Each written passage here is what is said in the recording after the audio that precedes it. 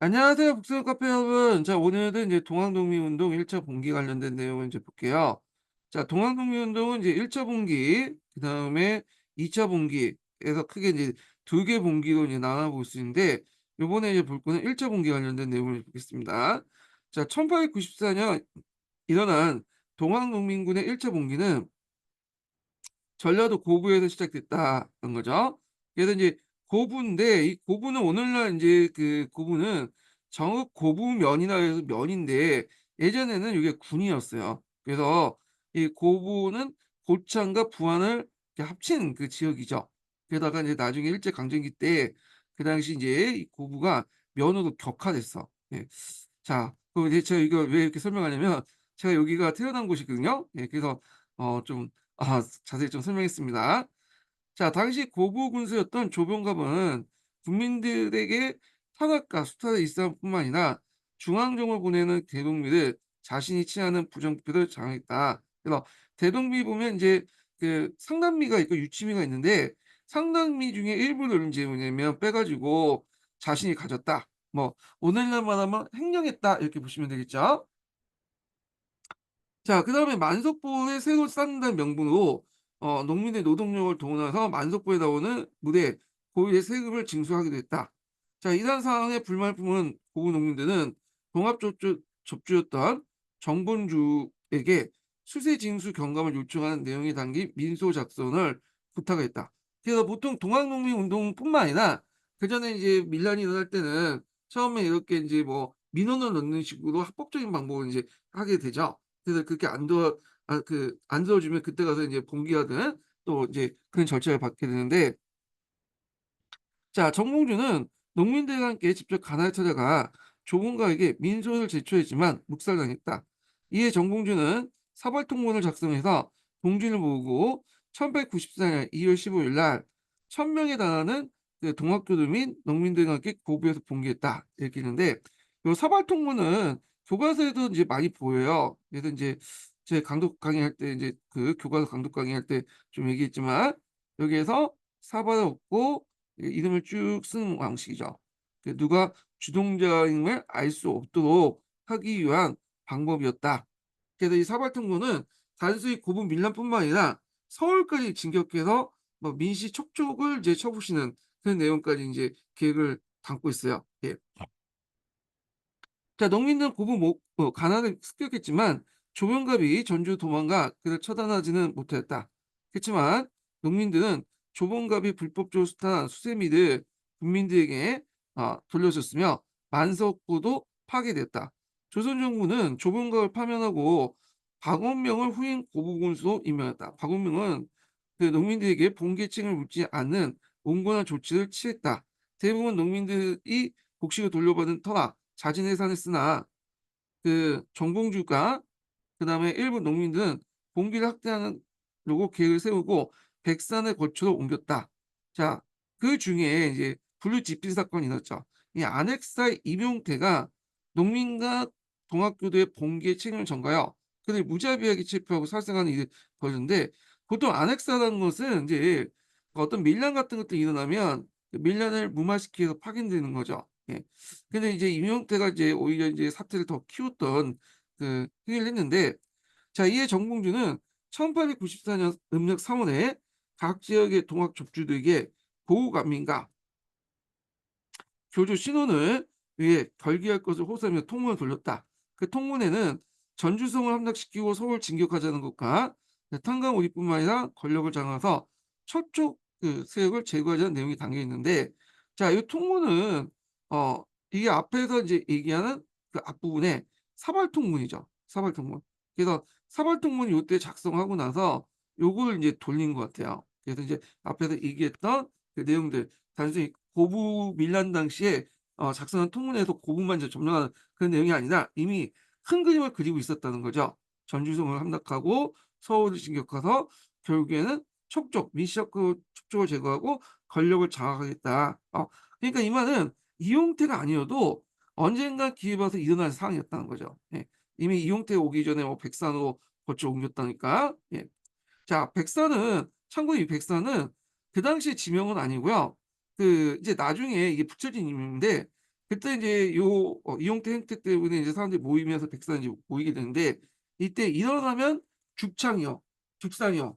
앉으면 백산이라는 말이 있었어요. 그래서 그때 이제 어떤 야트만한 산이었어요. 조그만 산이었는데 여기에 사람이 모이기 시작하니까 인제 그때 사람들은 신색을 입었잖아요, 신옷을. 그러니까 서 있으면 다 백세가 보이는 거야. 백산이고. 근데 이 사람들이 이제 뭐 죽창을 들었거든. 그러니까 앉으면 대나무가 보이겠죠. 그래서 죽산이다 해 갖고 요때 인제 뒤에 이 붙여진 명칭이에요. 자 하여튼 1894년 4월 25일 날 전국주의 지도한 동학농민군 약 4천 명은 무장행에서 봉기했다.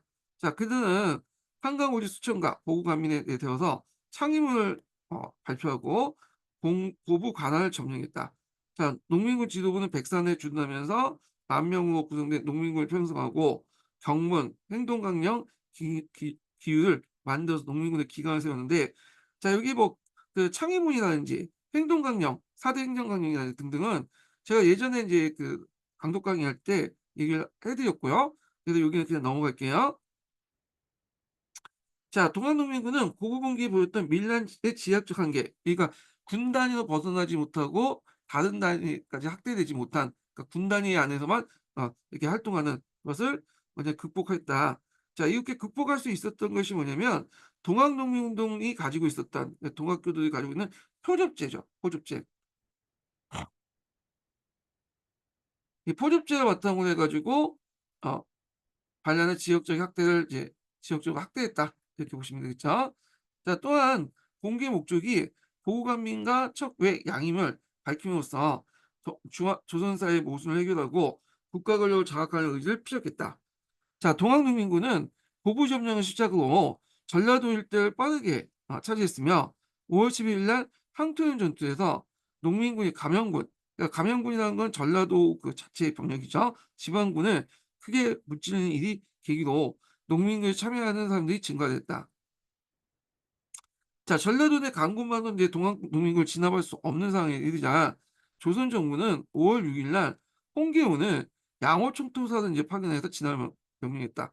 홍계원은 예전에 한번 영화에서도 한번 나왔거든요. 그래서 그때 이모군란 때 민비가 자기 이제 친정이었던 장원으로 도망갔잖아요. 그때 장원을 옆에서 이제 도망갈 때 보좌했던 인물이 홍계원이야. 그래서 뭔가 민씨와 썬싱이 있었다라는 걸 이제 약간 소재로 해 가지고 그 영화로 예전에 한번 만들어서 나왔던 인물이었거든요. 자 하여튼 5월 12일 날 홍계호는 외국 교관을 훈련받고 최신 무기를 소지한 800 명의 경군을 이끌고 이 경군 관련된 내용인데 그 한양에서 동학 본교에 진압하기 위한 파견된 정부군이라고 되어 있죠. 자 그리고 전주성에 입성했다. 그런데 항토현 전투에서 감영군에 패배한 소식이 전해지자 경군에 소속된 병사 200명이 이탈하는 일이 발생됐고 홍계훈이 조정에 요청한 병력을 기다리며 전주성을 머무는 사이에 농민군은 정읍, 고창, 무장, 영강, 한평, 장성 일대를 차례로 장악하고 전주성 공격을 준비했다. 자 조정에서도 홍계원의 요청에 응해 추가 병력을 보내 농민군을 진압하고자 했으나 장성 전투에서 농민군이 이제 패배했고 농민군은 이를 기회로 북진을 거듭해 그때 전주성에 몰려 입성했었다. 그래서 이제 조정에서는 민영준을 이제 중심으로 청해 파병을 요청했는데 이제 요 과정이 좀 많이 생략됐어요. 이때 이제 일단은 감영군이 이제 일단은 이제 전주성에서 물러난 그 앞에 홍계원이 어 이렇게 외곽으로 이렇게 들어와서 인제 전주성에 이제 물러났거든요. 동학농민군들이 오기 전에. 그래서 외곽에 진을 치고 있었고 요게 인제 동학농민군들이 여기에 들어왔죠. 근데 홍계용이 후에 인제 이 정부군의 지원을 또 이렇게 지원 병력 받고 요 동학교도들이 장악군 전주성을 막 포위하고 있었어요. 그러니까 동학교들도 상당히 뭐냐면 그 승계만 있었던 게 아니야. 지금 승세만 탔던 게 아니라 쪼금만 있으면 잘못하면 정부군에 포위하되 이 전주성이 장악할 때 그러니까 점령당할 수 있었던 그 위기 상황이었거든요. 근데 그때 인제 중앙에서는 그 당시 정부군이 패했다는 소식만 듣고 뭐냐면 청나라에 도움을 요청했던 거야. 예 고종이. 좀 급했던 거죠. 근데 정확한 실상은 그 당시에는 동학교는 전주성에 들어가 있고 그 주변에 홍계영의 정부군들이 둘러싸서 포위를 하고 있었기 때문에 어 좀 있으면 이 전주성이 함락될 수 있는 그런 상황이었다. 그래서 동학교도에 꼭 승기만 타고 승기를 잡고 있었던 상황은 아니었다는 거죠. 예. 근데 잘 알아보지도 않고 그냥 무작정 파병을 요청했던 거죠. 그때 인제 하여튼 이용장은 동학농민을 진압할 목적으로 청군 파병을 결정했다. 자, 청해 파병 소식을 전한 일본도 이때 청나라가 인제 그 일본의 탱진 조약을 통해서 파병 사실을 알려줬죠. 그래서 일본도 조선에 거주하는 일본인과 공사관을 보호한다는 이유로 조선의 파병을 결정했다. 이게 이제 근거가 됐던 것이 제물포 조약이죠. 예전에 이걸 탱진조약으로 인제 잘못 기술한 책들이 많았거든요, 교과서도. 근데 요즘에 15년 개정 교과서 보니까 되게 보면 이렇게 그 외국인들 거주 일본인과 공사를 보호한다, 파견한다 돼 있고 그다음에 제물포 조약이라고 어떤 내용 책도 있어요. 예. 그 천재교육에는 그렇게 돼 있더라고요. 예. 그 밑에 있죠. 그래서 제물포 조약과 탱진 조약은 일본군의 파병에 근거되는데 이것도 오류죠. 제물포 조약이 파병에 근거가 된 거고 요 파병 사실을 탱진 조약을 통해서 알린 거예요. 예. 그래서 파병 근거는 제물포 조약. 그다음에 탱진 조약은 자기가 이제 파병했으니까 그 탱진 조약에 대해서 이 사실을 파병에 대해서 청나라에게 알린 거다. 탱진 조약을 통해서 자신의 파병을 알릴 때 탱진 조약을 근거로 해서 했다. 예. 그래서 요게 이제 있는데 요건 좀 잘못된 내용이에요. 요 부분은요. 예. 자, 동학농민구의 지도부는 경군에게 강화 방안을 제시했는데 그중 정부가 패전 개헌을 추진하며 농민군을 해산하는 데 내용이 있었다. 지도부가 강화를 제시한 것은 청일군대가 조선에 주둔한 빌미를 주지 않으려는 의도였지만 한편으로는 전주성의 입성 이후 경군과 거듭된 전투에서 이기지 못한 농민군 내부의 위기감도 작용했다. 앞에서 얘기했지만 그 당시 동학군들이 꼭 유리한 게 아니었다는 거죠. 일단 전주성을 점령했지만 이미 인제 거기 주변은 정부군이 쫙 깔려 있기 때문에 인제 위기 상황에 처해 있었던 거야. 그러니까 정부가 좀 그때 정부가 좀 약간 시간을 두고 자세히 알아보고 그 뭐냐면 파병에도 늦지 않았는데 괜히 성급하게 파병 요청을 하고 했던 거죠. 예.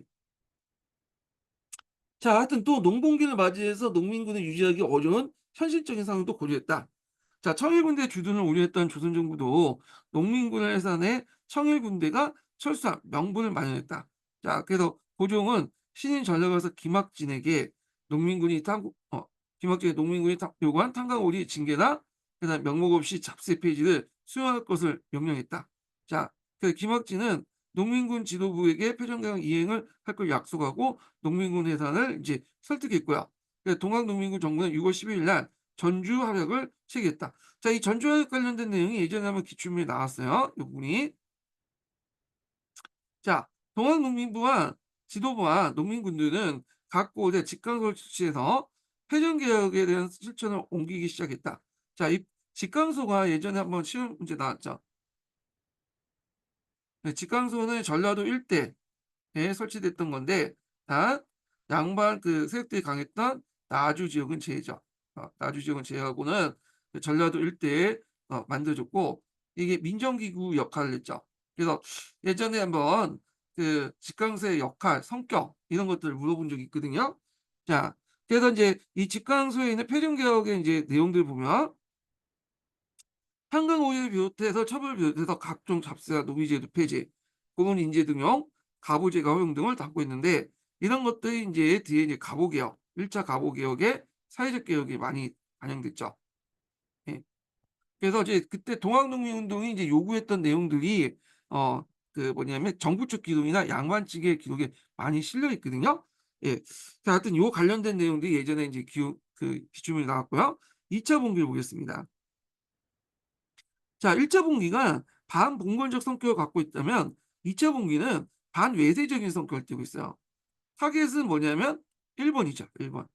일본과 일본과 빌붙어 있는 개화파 정부들 만 이제 연결되는데 자, 하여튼 이제 2차 분기 내용을 볼게요. 농민군이 해산했음에도 청구가 일본군은 조선에 철수하지 않았다. 뿐만 아니라 1994년 7월 23일 날 일본군은 불법으로 경복궁을 점령하고 청일전쟁을 일으켰다. 자, 요게 이제 2차 분기에 이제 관련된 배경이죠. 요거 예전에 시험 문제 나왔죠. 그래 갖고 인제 일본은 자체적인 개혁을, 그러니까 일본군은 동양 평화에 이제 뭐냐면 위해서는 조선의 내정 개혁이 필요하다. 그래서 조선의 내정을 요구하는데 이건 핑계에 불과하고 실제로는 일본군의 어떤 주둔을 명분을 만드는 거야. 예. 근데 이제 정부에서는 "너희들 도움 없이도 우리도 개혁할 수 있다." 하면서 조정총을 만들잖아요. 그래서 교정청을 통해서 개혁을 하려고 했는데 일본군은 그 마음에 안 들죠. 그래서 결국에는 경복궁을 인제 포위해서 점령한 다음에 그 당시 고종을 협박해 가지고 뭐냐면 교종 군국기무처를 설치하고 교정을 폐하고 군국기무처 중심의 1차 갑오개혁이 일어나요. 자, 그래서 그 당시에 갑오개혁, 청일전쟁, 동학농민운동은 비슷한 시기에 인제 일어났고 1894 년에 그리고 서로 연결돼 있어요, 이렇게요. 자, 그럼 계속 읽어보겠습니다. 자, 조정에서는 민시적 축조권이 몰락하고 개혁적인 관료 중심으로 되는 갑오 정권이 등장했다. 1차 갑오 개혁 관련된 내용이죠. 자, 정권에 소외되는 흥성대원군은 정공주의 밀서를 보내서 봉기를 촉구했고, 그래서 이제 흥성대원군하고 정공주 간에 밀서를 왔다 갔다 해요. 그래서 어떤 내용까지 올라가냐면 이제 정공주가 흥성대원군에게 우리가 이제 서울을 장악하면 정권을 맡기겠다, 뭐 그런 내용까지 있었다고 해요. 예. 자, 그래서 흥성대원군이 의외로 상당히 뭐냐면 그 당시 백성들이 인기가 있었다, 이렇게 보시면 되겠죠. 자, 대성성대원군은 농민군을 이용해서 갑오 정권을 무너뜨려 정권을 장악할 의도였다. 한편 일본 낭인들이 일본군의 동학 진압을 빌며 찾기 위해서 정공주와 동학을 성동하기도 했다, 이렇게 있고요. 예. 그러니까 일본 낭인들이 와 갖고 뭐 정말 동학을 성동했다는 게 뭐야? 불량 요원인가? 그래서 일본 당인 중에 한국 사람을 한국말을 잘하는 사람을 침투시켜 갖고 정봉주하고 동학에게 뭐 성동을 해서 더 치고 올라가라, 그렇게 이제 성동을 했다, 그런 것 같은데. 음. 일본 낭인들이 이렇게 성동하려면 한국어는 잘 알아야 될 거 아니에요. 한국 수준도 알아야 되고. 대단한 거네. 불량 요원 같은데. 예. 하여튼 그렇게 했고, 자, 동학농민군 사이에는 일본군이 경복궁을 점령한 직후부터 일본의 침략을 저지한 분위기가 조성됐다. 지도부는 제한하신 농민군의 세력을 확장하고 군량미와 무기를 확충하며 농민군의 안정적 운영과 전투 능력의 확산을 도모했다. 정봉주는 중앙정부의 동향과 일본의 동태를 면밀히 파악하는 한편 참여할 수 있는 농민군의 범위를 사족과 보호까지 확장하고자 했다. 다만 가을 거지가 끝나기까지는 농민의 봉기를 자제했다. 자, 가을 거제 끝내고요. 정봉주는 일본군을 몰아내기 위해 제2차 봉기를 본격적으로 했다는 거죠.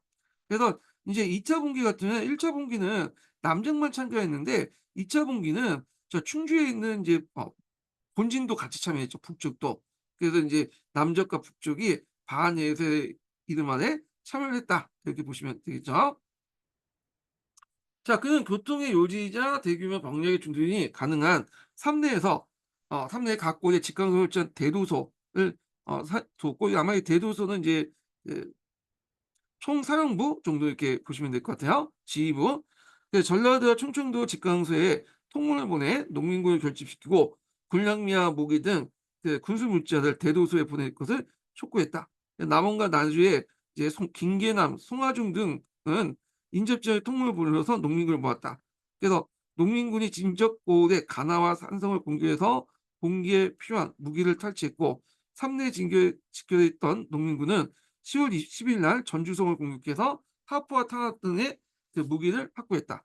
자, 최시영을 중시한 온건파 지도자들이 이끌었던 북적은 주로 조조신호 운동에 관심이 있어서 정봉주, 김계남, 손아중이 이끌었던 남쪽 중시 1차 봉기를 참여하지 않았고, 오히려 이때는 이제 뭐냐면 또 내용을 보면 이제 동학사에 보면 여기 있죠. 동학사에 보면 반란기다 해 갖고 오히려 남쪽을 정벌을 했다. 정벌하려고 했다. 오지영이 이렇게 말렸다, 뭐 있는데 믿을 수는 없지만 하여튼 그런 내용이 있어요.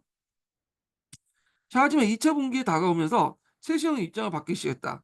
그래서 10월 16일 날 최시영은 접주들에게 반일을 위한 정중배 기부의 요청에 적극적으로 협력하라고 명령했다. 그 결과 북쪽 영향 아래 있었던 충청도와 경상도 일대 농민군들이 기포에 그 당시 고을 관할을 정리했다. 이 기포라는 용어가 뭐냐면 들고 일어나다, 그 봉기를 일으키다라는 의미인 것 같아요. 여기 내용을 보니까. 예. 자, 10월 말에 이어 3단 지역에서 시작된 봉기가 강원도, 경기도, 항해도 일대로 확산됐고요. 남쪽의 농민군과 북쪽의 농민군 논산에 합사됐고, 논산의 대우를 정비한 농민군은 공주를 점령하고 서울을 진격하고자 했다. 그 가는 길목엔 우금치가 있었죠. 거기에서 이제 개박살 낸 거죠. 예. 자, 그러니까 동학농민군이 서울을 진격하다는 소문이 드니까 조선 정부는 동학농민군을 진압하기 위해서 양호도순 무영, 양호도 순무영을 이제 이게 어떻게 끊는 거야? 양호 도순 무영을 설치했다. 자, 이를 두고 일본은 조선 정부가 동학농민군 진압에 소극적으로 비판하면서 일본군이 양호 도순 무영의 그 지휘권을 장악하에 진압을 실질적으로 주도했다. 일본은 서울 주도한 18대대 일부를 전라도 보냈고 동학농민군을 없애는 목적으로 19대대를 조선에 추가했다. 그래서 이제 18대대와 19대대가 이제 뭐냐면 동학농민운동을 이제 진압을 해가지고 용산 주둔을 떠나서 남하를 하게 되죠. 그래서 이제 일본군의 지휘부는 19대대는 충청도와 전라도의 동학농민 근거지를 공격하고 농민군의 북쪽 월경을 차단하고 동학농민 학살 명령했다. 그러니까 동학농민군은 일본군과 일본군 지휘 아래 있는 조선정보군의 공격을 직면했다. 자, 정봉주는 가을거지가 마무리한 12월 9일 날 동학농민군에게 북상할 걸 명령했고 동학농민군은 공주 감영을 총공세로 목적지에 삼았다. 그래서 그날 전라도의 중심 도시는 전주와 나주였죠. 근데 그 당시에 충청도는 그 당시 공주였어요. 공주. 예. 그래갖고 이 공주에 감형이 있었거든요. 그래서 송경이가 지휘하는 동학 북쪽의 농민군도 이에 합세했고, 하지만 일본군 19대대와 조선 정부군도 동학농민을 진압하기 위해 출동했다. 그래서 12월 하순 공주를 둘러싸고 이 호폭 우금치에서 양측 간에 치열한 전투가 있었고 공주를 둘러싼 공방지에서 농민을 패배했는데 이때 이제 패배할 수밖에 없었던 게 뭐냐면 일단 무기가 안 됐죠. 그래서 동학 농민군들은 주로 이제 창으로 공격했고 그리고 가끔은 아주 하승총 정도가 좋은 무기였고요. 이에 반해 정부군하고 일본군 같은 경우에는 그 당시 다 장총, 최신식 연사 강화한 장총들로 뭐냐면 무장돼 있었고 그 다음에 뭐 대포라든지 그 다음에 뭐 겐트리 그런 기관총 같은 것들을 이제 가지고 있었어요. 그러니까 상대가 안 됐던 거야. 그러니까 일본군이 몇 명 다친 데만 해서 그 당시 이제 그 동학농민군들은 수천 명, 수만 명이 죽었다고 해요. 하여튼 자, 그래서 정봉주는 논산 촉구에서 전열을 재정비하고 각 지역에 원병을 요청했다. 12월 6일 전열을 정비한 동학농민들이 일본군 주력부를 주는 우금치를 압박하기 위해서 폭풍과 인이를 공격했지만 진격했다. 다음날 7월 우금치에 항해서 공격을 개시했는데 이미 우금치 고지대는 방어지대로 구축한 일본군과 조선정부군은 동학농민간에서 일제히 총탈을 퍼부었다. 동학농민군 불리한 진영 조건 및 일본군과 조선군의 우세한 화력을 극복하지 못한 채 우금치 전투에서 많은 사상을 내고 패배했다. 자, 김계남이 지휘한 동학농민군은 금산과 청주에서 일본군과 조선정부의 화력을 이겨내지 못하고 패배했다. 는 거죠. 자, 결국에 동학농민 지도부들은 농민군 해산을 명령했다. 그러나 일본군과 조선정부군은 계속 농민군 토벌작전을 전개했으며 그 과정에 마오이 파괴되고 무고한 양민들이 학살되었고 1894년 12월 28일 정봉주는 자신의 부하였던 김경천에 밀고 체포되어 서울로 압송되었다. 김계남에도 친구의 밀고로 체포되어 전주에서 처형되었다. 법무왕후는 정봉주에게 흥성대원과 관계를 집중해 추궁했지만 정봉주는 그에 대해서 진술하지 않았다. 이 정봉주가 계속 이제 흥성대원에게 편지를 주고받았잖아요. 예. 그래서 서울 올라오면 일제히 정권을 내주겠다. 뭐 이렇게 약속까지 하고. 자, 1895년 4월 24일 날 정봉주는 송화중등과 함께 의금부에서 교수에 처해졌다라는 거죠. 자, 그래서 이제 그때 정부군하고 정부 관리하고 정봉준 간의 어떤 그 대화 내용이 있어요. 가끔 이제 교과서에도 나와 있거든요. 그래서 요거는 뭐 각자 읽어보세요. 너무 길어가지고 각자 읽어보시고. 자, 그 다음에 이제 넘어가서 동학농민 전쟁은 그 반봉건 반해를 지향하는 전국적인 민중 항쟁이었다. 자, 요거 그 동학농민 전쟁의 의의죠. 그래서 여기는 뭐 교과서라든지 뭐 기타 개선서에도 다 이렇게 반봉건 반회색 성격을 띠고 있다고 했잖아요. 그래서 밑으로부터의 이제 기억이었고 반봉건 반회세였다. 이렇게 이제 상당히 의미가 있는 거죠. 그래서 예전에는 반봉건이면서도 반외세적인, 그러니까 반봉건이었지만 친외세적인 갑신전멸이 있었고, 그다음에 이제 반외세와 반봉건이면서 외세는 반쪽짜리 그 외세인 독립협회가 있었잖아요. 근데 이제 요런 것들을 이제 적절하게 이제 뭐냐면 그 예전이 아니라 그전 후죠, 독립협회는. 그래서 이런 거 있는데 동학농민운은 완전하게 반봉건 반외세적 성격을 동시에 지니고 있다. 예, 이렇게 이제 상당히 의미가 있는 거죠. 그래서 이제 이 동학농민의 이제 반봉건 반외세는 후에 영악당이라든지 할빈당에도 또 영향을 주죠. 자, 동학농민군은 탄광우리의 처벌과 외관매직의 근절, 그다음 노비제도의 폐지 및 고론인재 등 과거 제가 허용, 조세 및 토지제도 개편 내용을 요구하면서 봉건사의 문을 타파하려고 했고요. 그중에 상당수 이제 사회개혁 관련된 내용은 1차 개혁에 반영이 되죠. 그래서 뭐 노비제도 폐지라든지 고론인재, 그다음에 과거의 재가용 이런 것들은 이제 뭐냐면 다 이렇게 반영되는 내용이죠. 그 내용들. 자, 그다음에 또한 척외양, 그러니까 외와 양을 척부시자라는 반외세 구호를 외치며 그래서 개항 이후에 심화된 외세의 정치 경제적 침탈과 일본의 군사적 침략에 저항했다. 동학에 참여했던 민중은 지역 연대를 통해서 전국 단위 아래로부터의 흐름을 지향했다. 그래서 이제 이게 가능했던 것이 이제 동학교들 가지고 있는 포집제가 있었기 때문에 가능했다고 하죠. 그래서 종전 19세기 때 밀란의 어떤 한계성, 9년 단위에 벗어나지 못한 한계성을 극복했다. 이렇게 내용을 보시면 될 것 같고요. 자, 동학농민전쟁은 진압됐지만 그 경험 속에서 민중은 근대적 개혁, 의병운동, 그리고 민족해방운동에 주쳐 성장할 수 있었다. 자, 그 다음에 이제 넘어가서 근대 국가의 수익과 좌절을 보겠습니다. 자, 갑오개혁 관련된 내용을 볼게요. 네, 갑오개혁 하기 전에 청일전쟁 관련된 내용도 볼게요. 자, 청일전쟁 부분도 예전에 한번 시험문이 나왔어요. 객관식 기출문제. 예. 그래서 우리가 이제 시모노세키 조약은 이제 그 중국사 쪽에서 나왔고, 청일전쟁 과정 중에 몇 개 전투에 대한 언급은 예전에 오지선당 그 객관식 기출문제에 관련된 문제들이 언급됐습니다. 그래서 이제 앞에서 말했던 청일전쟁은 갑오개혁과 동학농민운동하고 이게 같이 엮여 있는 거죠. 이게 시기조도 관련돼 있고 또 연결돼 있다. 자, 그럼 내용을 보겠습니다. 1894년 6월 조선에서 동학농민전쟁 확대되자 청나 일본 양국은 이를 정치적으로 이용하려고 했다.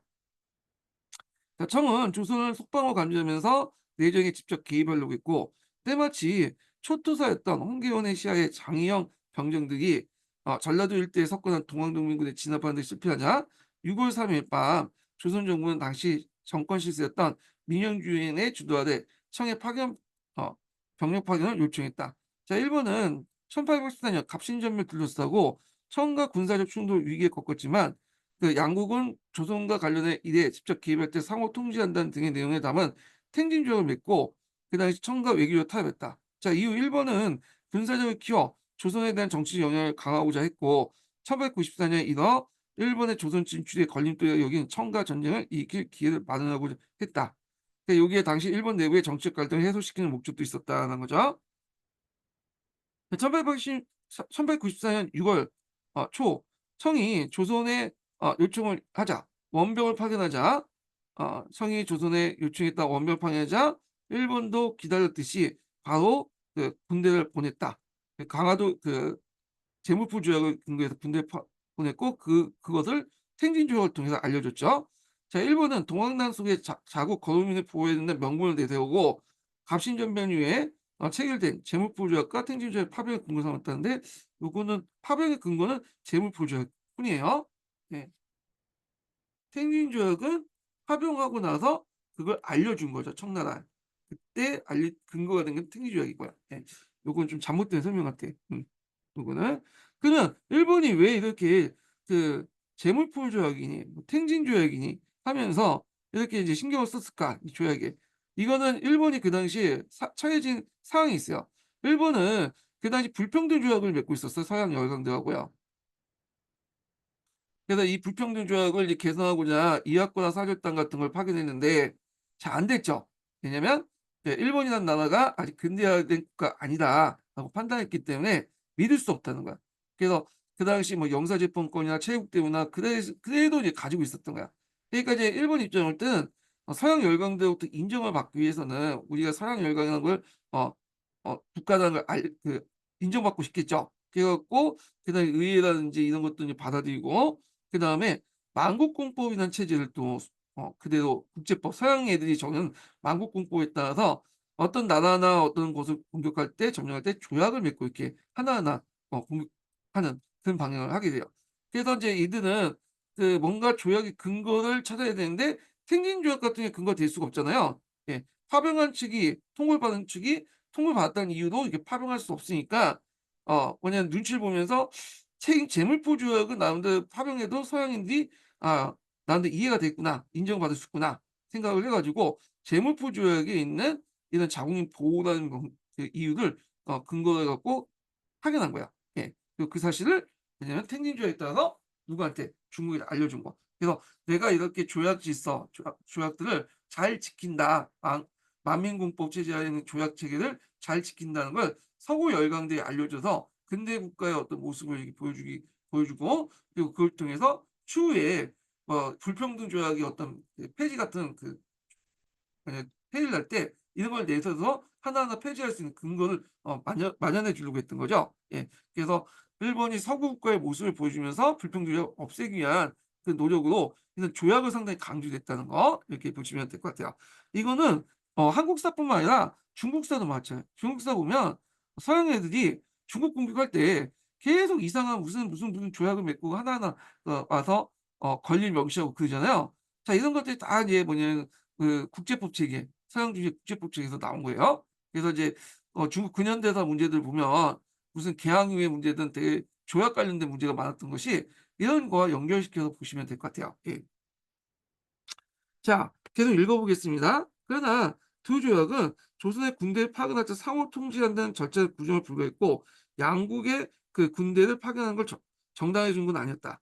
그래서 이제 결국 양국 군대가 조선에 맞닥뜨리면서 청일 관계는 일촉즉발의 위기에 맞이했다. 자, 일본은 청에게 조선의 농민 반란을 해결하기 위해서 내정 개혁이 필요하다는 점을 강조하고 청일 양국이 함께 조선 내정의 간섭을 제안했고 청은 조선 정부의 자주적 개혁이 필요하다면 며 일본의 개혁을 제안을 거부했다. 왜냐하면 청나라입장에 조선도 자주적 할 수 있는데 너가 왜 여기에서 그 명분으로 군대를 주둔하려고 하냐. 그러니까 청나라가 일본의 속성을 알았던 거죠. 자 사실 이러한 일본의 제안에는 청과 전쟁을 벌인 명분을 확보한 의도가 숨겨져 있다. 자 일본은 다시 조선과 독립과 속방 문제 해결을 내세우면서 내정 간섭을 추구하는 동시에 한편 청과의 전쟁을 준비했다. 7월 초에 일본이 독자적 조선 정부의 내정 개혁을 강요했고 만약 조선 정부가 이를 거부한다면 조선의 청가의 전쟁을 협력한 새로운 정부를 세울 계획이다. 자, 조선 정부는 남산 노인정에서 세 번에 거쳐서 열린 회의를 거쳐서 그 거부 의사를 밝혔고 이에 이제 조선 주재 그 일본 공사였던 오토이 게이스케는 그 당시 조선 정부에 최후 통첩을 보내서 아산에 있던 청군의 그 철수 요청을 하게 되고 청과 맺은 조청산미 수용 물장지를 모두 폐기하라고 통보했다. 왜냐하면 이 조청산미 수용 물장지에 청에게 유리한 내용도 있지만 요게 청이 그 조선이 청나라에 속방이라는 내용이 있거든요. 그러니까 그게 마음에 안 들었던 것 같아요. 제 생각에는요. 자, 하여튼 이는 당시 조선 정부가 받아들이기 어려운 일방적인 강요였으며 실제로 일본이 고종과 민씨정 철족 중심의 조선 정부를 정복하기 위한 수순에 지나지 않았다.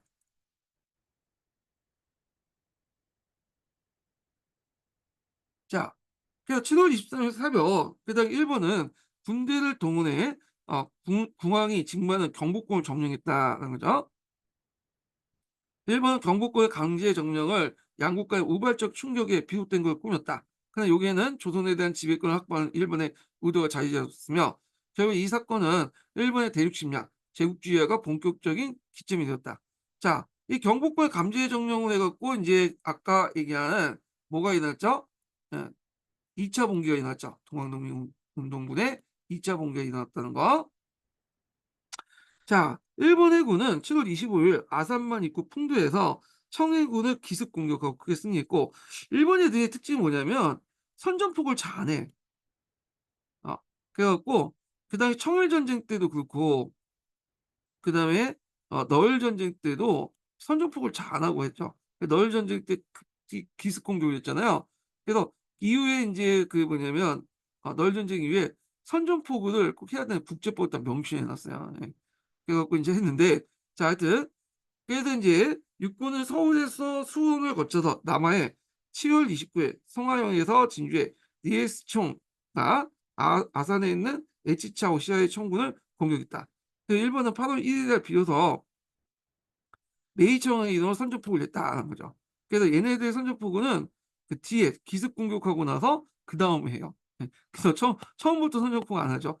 이건 청일 전쟁도 그렇고 너일 전쟁도 그렇고 태평양 전쟁 시작할 때도 항상 선전포고 안 하고 기습 공격해요.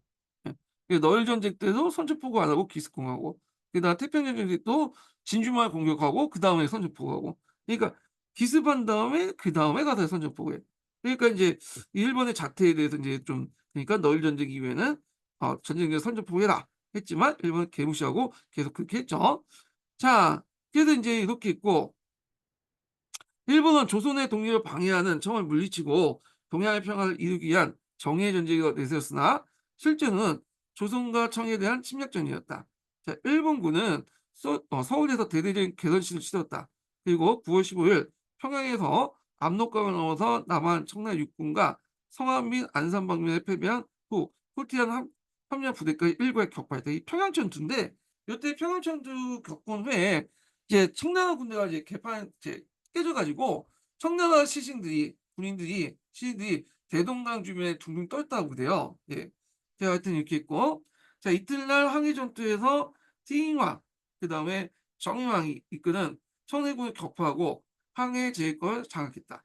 자, 청일 전쟁터는 압록강에 넣어서 중국의 라오닝이 상동 지역까지 확대되었다. 자, 일본은 조선의 독립과 동양평화를 내세웠지만 실상은 제국주의에 앞서서 제국주의를 앞세서 그 대륙 침략의 시행을 옮기는 것이다. 자, 일본은 이 전쟁에서 조선과 중국의 수많은 민중을 학살하는 만행을 저질렀다. 이렇게 있고요. 자, 군국 기무처의 수익과 갑오개혁 추진 이렇게 해볼게요. 근데 일본이 이제 청일전쟁 때 그때 조선 사람들 많이 죽인다. 그거에 대해서는 또 의견이 다른 의견이 많더라고요. 그래서 그때까지만 해도 일본은 좀 신사적이었다. 우리가 이제 생각하는 저기 중일 전쟁 때 일본이 남경 가서 수많은 이제 대학살을 펼쳤잖아요. 예. 근데 아니까 일본은 그 당시에는 뭔가 자신의 어떤 선진적인 모습을 좀 보여주려고 그 당시 좀 절제하는 모습을 보였다라는 게 또 다른 관점이 있어요. 예. 하여튼 모르겠는데 중요한 건 아니까 넘어갈게요.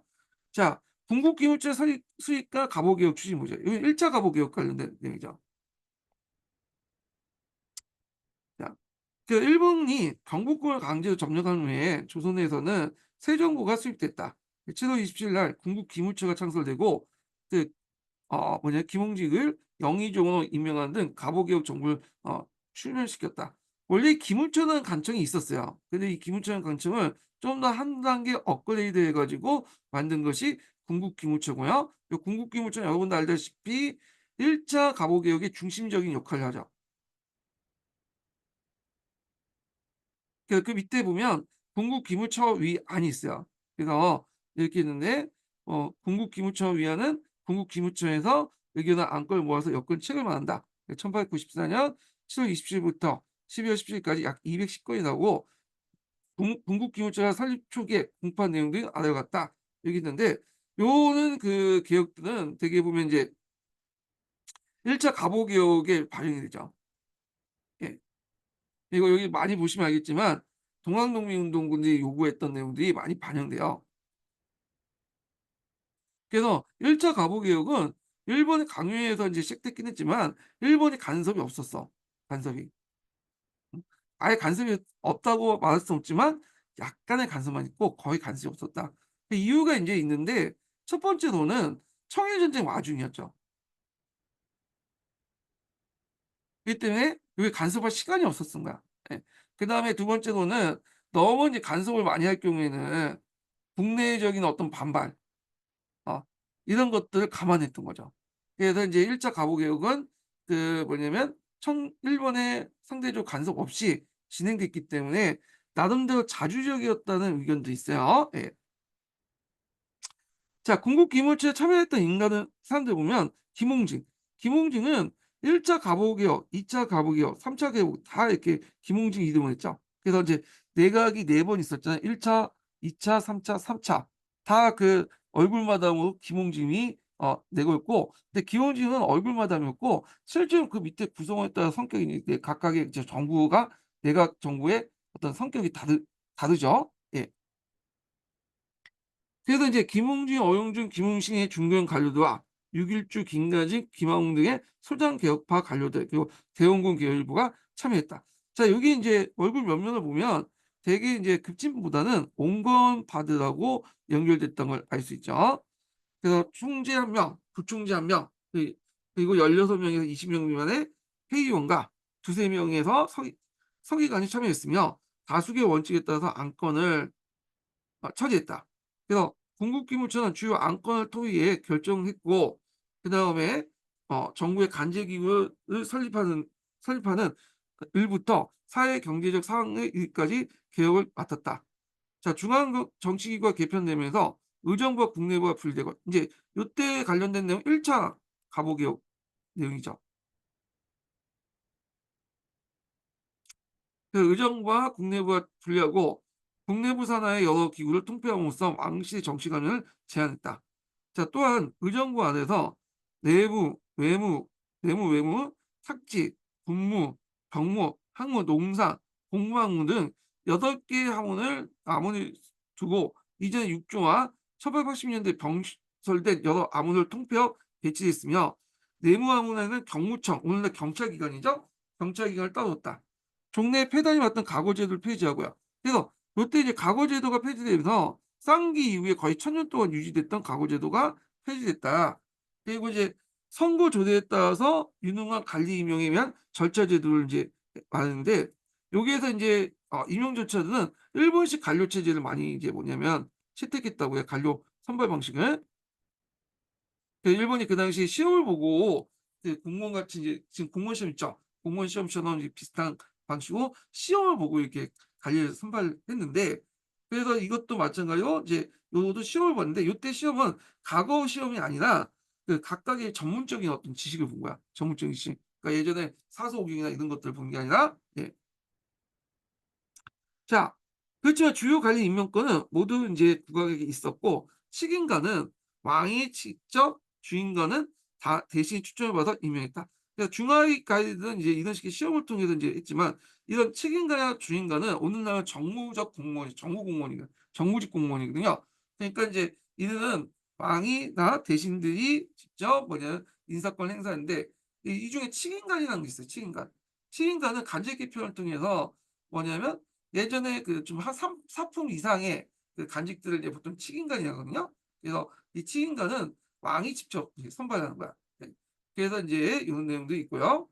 자, 그다음 판인간의 경우 대신된 기관회장이 알아서 임명하고 그다음 사회 부분에선 중국의 연호 대신에 조선의 개국 기념을 생겼죠. 그래서 개국 연도가 1492년이니까 여기를 기반으로 해갖고 503년호 이렇게 선언했다. 자, 과도한 형벌을 피해줬던 연자법을 폐지했으며 조언은 이제 금지하고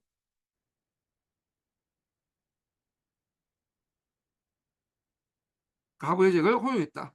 그리고 이 시기에 가장 획기적인 개혁은 종래 고질적인 계층 갈등을 일으키는 노비 신문제 일거에 없애 노비의 폐해와 매매 세습을 전면 폐지한 것이다. 이렇게 읽는데 그래서 노비 세습제 같은 게 이미 폐지됐고 세전제는 이거는 이미 가보개혁 이전에 뭐냐면 폐지됐던 거고 여기에서 이제 노비 매매와 노비제도 자체를 폐지한 것 같아요. 여기는요. 예.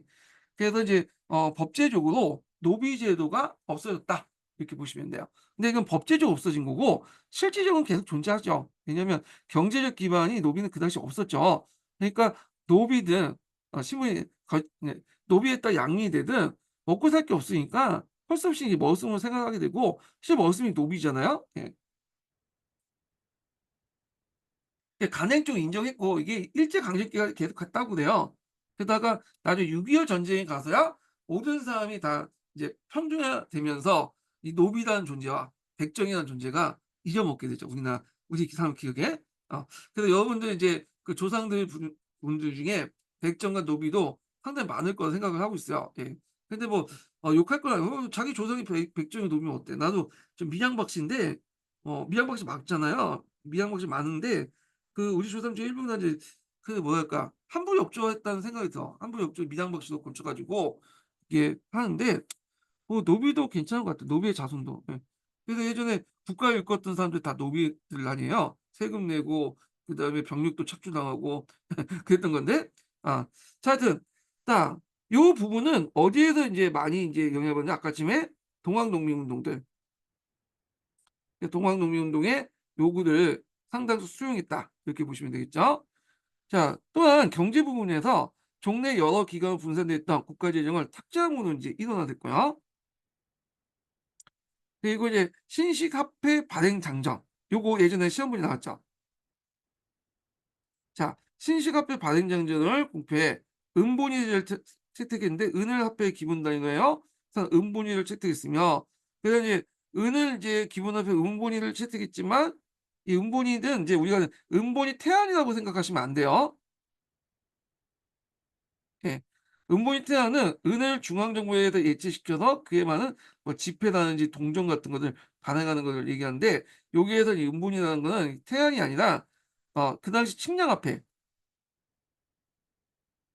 그 은 동중에 어디를 본위로 해 갖고 요걸 환산할 것이냐 그거야. 그래서 인제 그 당시 주로 영국이 아 그러니까 그 당시 이제 음본이 일본이 음본이었으니까 음본이 어떤 채택을 채택했다. 이렇게 보시면 돼요. 우리 그 일본하고 시스템 맞추기 위해서 그 신식화폐 발행 장정 이거 좀 기억을 해 두시고 그래서 이제 은을 이제 발행을 했지만 은이 귀하잖아요. 그래서 주로 보조화폐를 더 많이 발행했어요. 은화보다는 적동화, 백동화, 어 황동화 이런 건데 특히 백동화가 상당히 많이 발급이 됐죠. 그래서 백동화 인플레이션이 일어난 배경이 되었던 거고요. 자, 그다음 동양을 통일했다. 자, 이런 것들은 인제 일종의 일본의 어떤 국제적인 시스템, 일본의 시스템과 맞추기 위한 노력이었다. 그래서 이렇게 맞춰 놔야지 일본이 경제적 침투를 하는데 원활히 할 수 있죠. 예. 자, 지세 급납화 조치의 시행에 종래 부세제를 개혁했으나 그 구장토나 역동토를 견적하는 등 농민 소득을 개혁하지 못했다. 그래서 요게 이제 지세제도 개혁 관련된 내용도 있죠. 예. 지세 급납화. 했지만 이런 그 군장토나 역동토에 있는 농민의 소득을 기억하지 못했다 이렇게 했는데 자 군장토와 역동토는 뭐냐 이렇게 보면요. 자 군장토는 내수사와 각 군방에 속한 토지를 얘기하고요. 역둔토는 역토와 둔토를 합친 말인데 예전에는 말 타고 달리는 파발 제도가 있었잖아요. 그 말을 바깥하기 위해서 그 당시 역참이 있었죠. 그 역참을 뭐냐면 운영하기 위한 그런 그 토지였다. 이렇게 보시면 될 것 같아요. 예. 자, 이런 토지를 경작하는 가난한 농민들에게 소작료와 지세를 납부하겠다. 자, 그래서 이제 조세 급납화 시행 원칙은 1994년 10월에 조세 급납화의 시행 원칙 등을 마련하지 못해 농민의 원석을 샀다. 자, 1차 가보개혁은 종래 간행했던 그 폐단을 제거하는 걸 목표로 삼아 각종 특권을 폐지하고 자유로운 상해를 보장하는 자본주의 경제체제 수입을 지향하면서 군대 국가 탈바꿈하기 위한 것이었다. 예, 목표 또 되게 기네요. 다만 화폐 제도에 관련해서 본위화폐를 발행하지 않고 그 은화는 은이 없죠. 그러니까 보조화폐인 백동화를 발행했어. 백동화라는 것은 이제 주 함량이 뭐냐면 동전, 그 구리죠. 구리가 80% 섞여 있고 그다음에 니켈이라고 해서 이제 있는데 요게 20% 섞여 있는 그 화폐가 백동화인데 근데 백동화가 뭐냐면 나중에 위조가 되고 그다음 너무 정부에서 많이 발행을 하니까 결국 백동화 인플레이션이 일어나는 배경이 되었다. 이렇게 이제 정리해 주시면 될 것 같아요. 자, 일본 화폐 사용과도 허락해 경제적 혼란을 낳는 동시에 자, 이때 일본 화폐는 엔화죠. 엔화. 엔화고 개항장 안에서만 사용했던 것인데 잠깐만요. 원래는 개항장 안에서만 사용했던 것인데 개항장을 벗어나서 전국적으로 사용할 수 있다고요. 에다 같은 이제 일본 화폐를 이제 홍보할 수 있었던 이유가 뭐냐면 은하라든지 그다음에 백동화, 적동화 이걸 찍어내기 위해서 시간이 걸리잖아. 지금 저 종이에 찍어내는 게 아니라 그 자체가 이제 측량 화폐이기 때문에 나름대로 해마다 조금씩 찍어낼 수밖에 없겠죠. 그래서 그 금이나 은이나 동을 모아 가지고 동종역대로 찍어내야 되기 때문에 정부 차원에서 이제 한 번에 그 통화량만큼 돈을 찍어낼 수가 없어. 예, 그게 좀 한계긴 해요, 측량 앞에도. 예.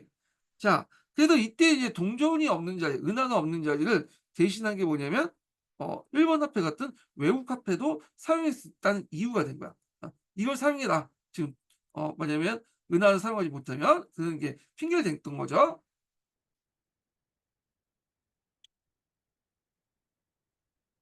자, 그다음에 갑오 개혁의 근대 국가 체제 수립과 성격을 볼게요. 자, 1894년 9월 중성 평양전투에 승리하여 조선 전역을 장악했던 일본은 1910월 초 이노우의 가오를 특명 정권 고사를 교체 파견해 조선 내정에 직접 관여했다. 자, 여기 눈여볼 게 이노우예요. 이노우. 이 사람이 상당히 이제 유명한 사람이거든요. 이게 일본의 외상으로 했던 사람이야. 일본의 외상이었고 정계 실력자예요.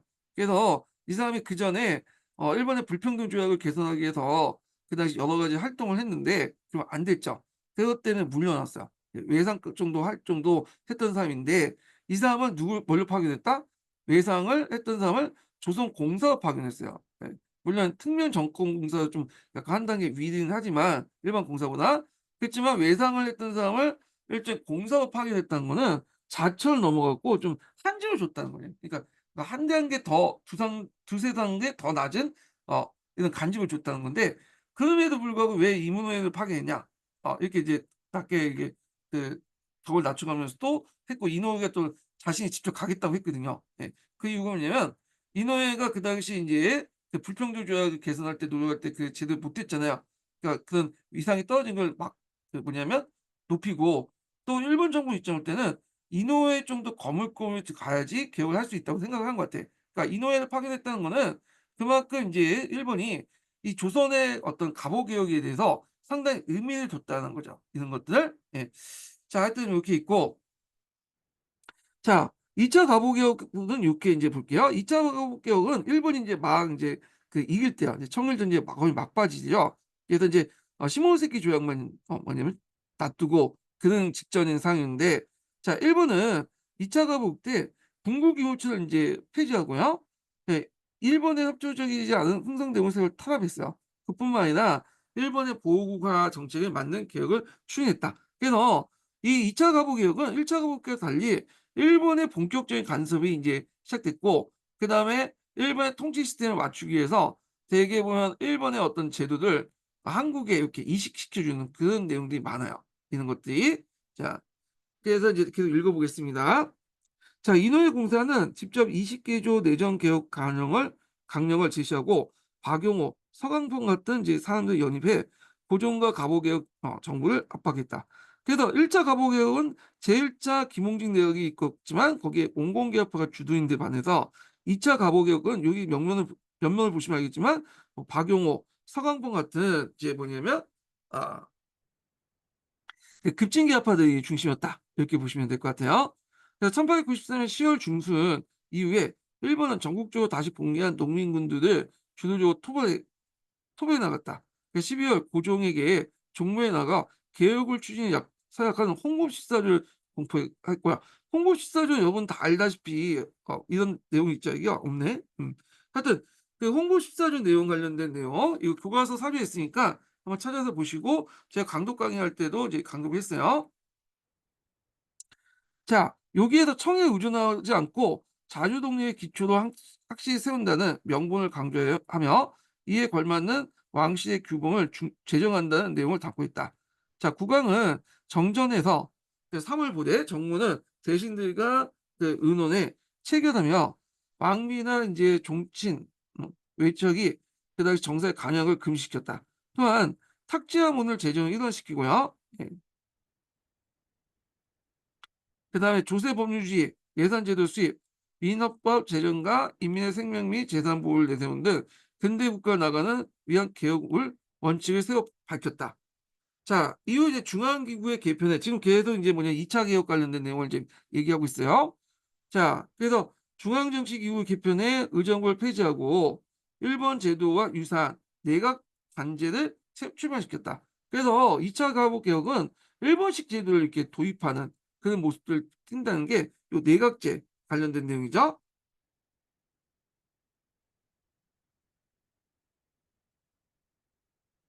그다음 내무, 외무 등 7개 이제 일부 7부를 새로 개편했으며 중추원을 단순 정무기관으로 격화시켰고 그 중추원의 역할 관련된 내용이 시대마다 또 다르거든요. 예. 그래서 이 중추원이 여러분도 알다시피 고려시대부터 쭉 있었잖아요. 조선도 있고 그다음에 개항계도 있었고 그다음에 일제강점기도 있었어. 예. 그래서 이제 요 중추원의 변화상 구한말부터 해서 일제강점기 때 관련된 내용이 예전에 요번에 올해 시험 문제 나왔죠. 자, 하여튼 이렇게 있고 각 지방의 재판소 제도를 시행해 고등재판소, 계양장재판소, 순회재판소, 그다음 지방재판소를 설치했으며 종래 군사 등 군수의 지방간에 행사했던 재판권을 재판소에 기속시켰다. 또한 탁지부 산하 밑에 세금 징수를 관장하는 간세사와 징세사를 따로 두어 그 지방 부세 업무를 또 이제 중앙이 직접 관장하려고 했다. 지방제도 관련된 내용이 이제 시험문제 나왔는데, 자, 지방제도를 개혁해 복잡하게 분할되어 있던 군현제를 폐지하고 동인항 군제도 변경했으며 종래의 강범위한 지역인 팔도제를 폐지하고 세부적인 지역인 나는 23부제 소지역주 23부제를 했는데 여기 눈여볼 게 뭐냐면 도를 폐지하고 부를 설치한다. 자, 이 부라는 거는 일본의 어떤 행정구역이야. 물론 우리나라에도 부가 있긴 있는데 이 부는 이제 뭐냐면 그렇게 일반화되지 못하고 중요한 요충지에 이제 큰 고대 불을 설치하고 있었죠. 그래서 대개 보면 감사가 이제 부윤을 감식하는 그렇게 이제 큰 비중이 있는 그런 건 아닌데 일본 같은 경우에는 현을 몇 개 묶어서 부로 만들었거든요. 자, 그래서 이렇게 부제도 곤쳤다는 거는 일본식 통치제로 바꿨다 이렇게 이제 하는데 자 이러한 급격한 개혁은 지방세력의 반발을 초래했다 이렇게 하는데 그래도 그런지 모르겠도 일제 강점기 들어와서는 그 뭐냐면 기존의 정통적인 조선의 어떤 행정구역을 유지하면서 일본의 이제 제도를 또 들어와갖고 이제 또 정복을 시켰죠. 그래서 이때 들어온 게 또 뭐냐면 부제예요, 부제. 네, 부. 그래서 그 당시 경성 같은 이제 과 부산 등등등이었고 몇 개 구를 부로 설정했어. 되게 이 부는 예전에부터 이제 뭐 수도, 경성은 수도였죠. 경성은 수도 같은 이제 수도거나 아니면 철도 요충지 들인데 되게 공통적으로 상대적으로 이제 뭐냐면 다른 지역보다 일본인 비중이 좀 높다는 거야. 예. 그래서 이 부를 이제 도시에 설치했는데 요 부와 요 부는 다른 거예요. 그래서 요 부라는 거는 뭐냐면 일본식 진짜 선을 묶어서 만든 상위 그 불을 얘기하는 거 상위 행정단위 얘기하는 거이 부라는 것은 요 부는 그 도시 중에 뭐냐 일본하고 좀 약간 연계되어 있는 철도망이 깔려 있는 그런 부를 이제 뭐냐면 그 도시를 부라고 했어요. 나머지 이제 그것은 지정면 나중에 읍이 되는 거죠. 예. 그래서 약간 똑같은 말해도 이게 행정구역상 다르다. 큰 행정구역 얘기하고 이 부는 도시 중에 일부를 그 당시 부라고 했다. 이렇게 보시면 돼요. 그러니까 부의 변천 과정도 시험 문제 나올 것 같아. 이게 보면 중초원 관련된 내용 나오는데 왜 못 나오겠어요? 예. 자, 그럼 계속 읽어보겠습니다. 교육제도 관련된 내용을 볼게요. 1895년 2월에 교육에 관한 조칙을 발표해 군주의 권위를 바탕으로 신민교육을 청명했고 그리고 사범학교 소학교를 시행했다. 예. 그리고 이제 있고 요 관련된 내용이 이제 기출문에 나왔죠. 그래서 일본식 충효만 강조했다. 제2차 그 그냥 가보개혁 때. 그래서 요거는 제가 이제 전 강의 시간에 강독한 거니까 중복되니까 그냥 넘어갈게요. 자, 그다음에 이제 고등교육기관을 설치하는 대신 고등교육기관을 설치하지 않는 대신에 일본의 유학생을 대거 파견해 개혁에 필요한 실무 지식과 전문 국어를 배우도록 했다. 한편 개혁에 필요한 자금은 일본으로부터 차관 도입된 300만 원의 재정착오로 충당되었으나 개항장 확대와 철도 부설권 등 일본의 무리한 이권 요구가 뒤따랐다. 자, 조선 정부는 일본의 요구에 반대했지만 가혹한 차관 조건 안에서 재정위기가 이어졌고 결 1895년 말 일본은 국채 발행을 모색하면서 일본의 요구에 수항할 수밖에 없었다. 자, 이로써 조선 정부는 철도 부설권에 따른 토지 침탈과 재정 파탄에 따른 일본 경제의 예속 위기에 직면하게 되었다. 이렇게 보시면 돼요. 자, 그 위에 중추원 관련된 내용이 있는데 이거 한번 읽어보겠습니다. 예. 여기는 이제 보면 구한말 시대 때 중추원 관련된 내용 같아요. 이거 이제 요번에 시험 문제 나왔던 것은 요것 외에도 일제강점기 때 중추원의 변화 내용 있죠. 그래서 하여튼 이제 구한말 관련된 내용 한번 읽어볼게요. 자, 조선 말기 중추원은 왕권 강화를 위해서 국왕을 자문한 기간에 가까웠다. 원래 자문 기간이었죠. 그래서 1894년 6월 중앙간제 개헌을 위한 의정부의 신간제 안에 중추원에 의한 규정이 포함되었고 이듬해 3월 2일 중추원 간제가 개정됐다. 당시 규정에 따른 중추원은 정치행정에 관한 문제를 논의하거나 결의할 권리가 없고 오직 내각에서 교부한 사항에 대해서 대한 의견만 제안할 수 있었다. 그러나 대한제국 이후에 중추원 간제를 개정하고 기능을 활성화하는 주장이 제기됐고 특히 독립협회가 이 중추원을 일종의 입법기관으로 삼으려고 했죠. 그래서 이 중추원을 입법기관으로 삼으려고 했다는 거. 그래서 독립협회 회원들은 중추원을 근대적인 어떤 이제 뭐냐면 의회로 발전시키고 했다. 자, 이러한 주장에 따라 중추원 간제는 이후 8차례 거쳐 개정되었다가 1899년에 그 후에 결국 기능이 유명무실화 됐고 일본에 들어가면 이제 일본도 자문기구 그리고 이걸 통해서 이제 어떤 한국인들 인재를 끌어모으기 위한 어떤 기구로서 이제 이용했는데 요 부분이 이제 고대 시험 문제 나왔던 거죠. 자, 갑오개혁 정부의 붕괴와 삼국간성화 명성화 온 시대를 보겠습니다. 1895년 4월에 청일전쟁에 대한 강화회담을 통해서 시모노세키 조약이 맺어지고 동아시아 정국의 변화가 일어났다. 자, 이 시모노세키 조약은 예전에 기초론에 나왔죠. 되게 중요한 조약이야. 네? 그래서 뭐 한국 사회도 낼 수도 있고 이게 일본 사회도 낼 수 있고 중국 사회도 낼 수 있는 거야. 한중이 다 겹쳐 있는 거죠. 네. 그래서 이 시모노세키 조약의 원문도 찾아서 한번 보시는 것도 좋을 것 같아. 자, 하여튼 이거는 뭐 중국사 할 때 이제 그 얘기했고요. 자, 러시아는 일본의 영향력을 확대하고 만주에 진출한 걸 반대해 독일, 프랑스를 끌어다가 삼국 간섭을 하게 되죠. 그 결과 이제 원래는 시몬세키 조약에 라오트방과 대만 열돌 대만을 주기로 했는데 대만만 가져가고 그 라오뚱반도는 다시 중국에게 돌려주죠. 예. 그래서 라오뚱반도가 이번에 중국에 반했다. 자, 이에 따라 일본의 조선 보호국가의 전략도 더 이상 추진하기 어려웠다. 자, 일본의 영향력이 일시적으로 약화되고 조선 정부의 변화를 맞는데 대신에 러시아의 영향력이 강해지기 시작했죠. 그래서 이때 3차 김홍직 내각이 이제 만들어져요. 예. 그래서 이제 있는데 그 당시 이제 김홍직, 박용호 2차 연립 내각에 이어서 박용호를 주도권 행사한 박정양 내각이 등장했고 박용호가 방향보위의 허비로 축출하면서 보수정부도 교체되었다. 또한 그간 진행된 급격한 개혁으로 인해서 지방의 이석, 군인들의 개혁에 배제되고 일제에 이르면서 불만을 이제 샀게 되고 일부 관리와 지방 유생들이 일본의 과도한 간섭을 비판하는 분위기가 형성됐다. 그래서 이제 여기에서 이제 그 박용호가 물러난 후에 이제 새롭게 등장한 그 내각은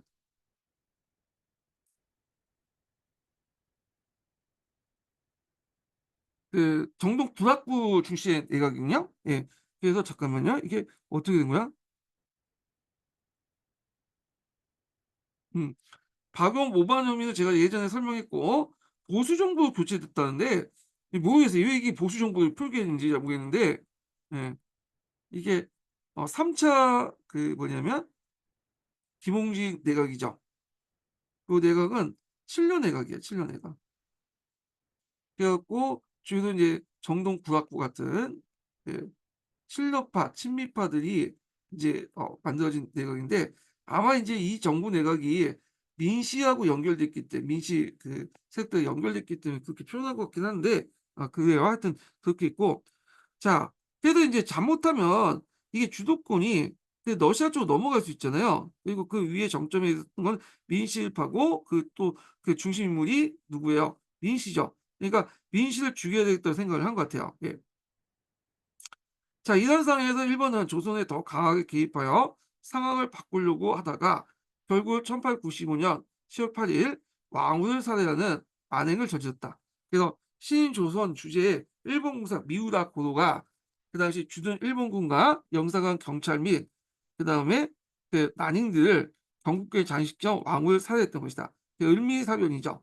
자, 잠깐만요.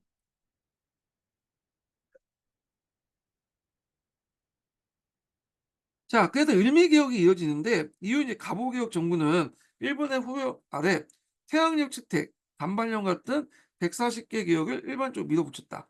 자, 요거는 이제 을미개혁 관련된 내용이에요. 을미개혁.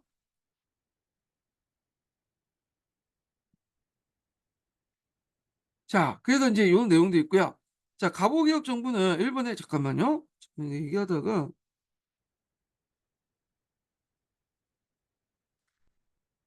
음.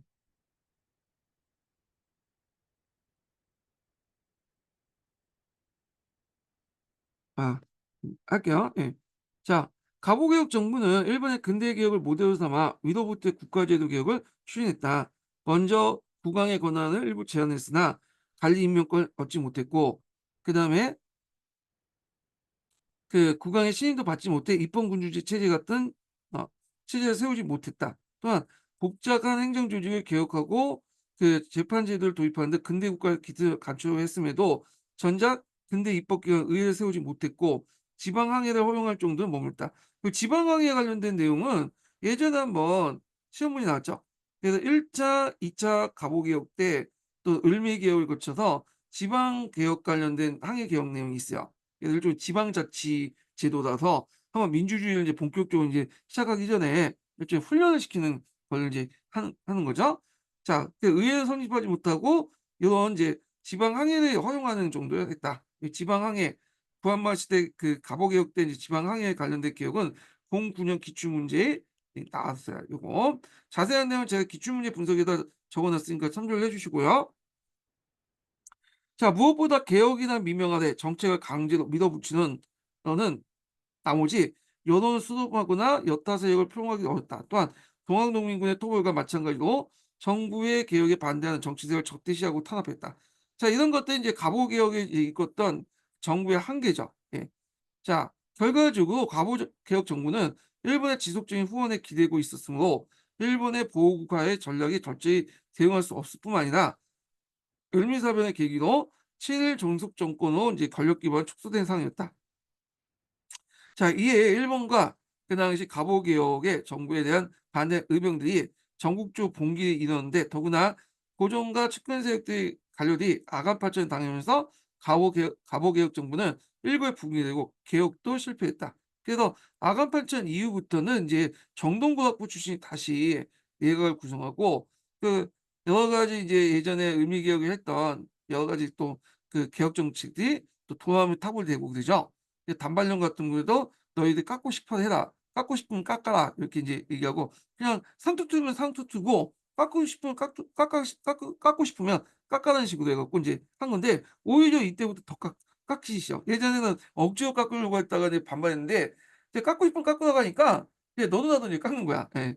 자, 웃기지만 자, 그래서 이제 이렇게 갑오개혁 관련된 내용의 한계 그다음에 이런 것들 이제 얘기하는데 읽어보면 갑오개혁 성격이 크게 두 가지가 있어요. 하나가 타율성론하고 제한된 자율성론 이렇게 두 가지 있는데 여기는 요 책 내보니까 시민한국사 보면 타율성론에 맞춰가지고 좀 얘기한 것 같아요.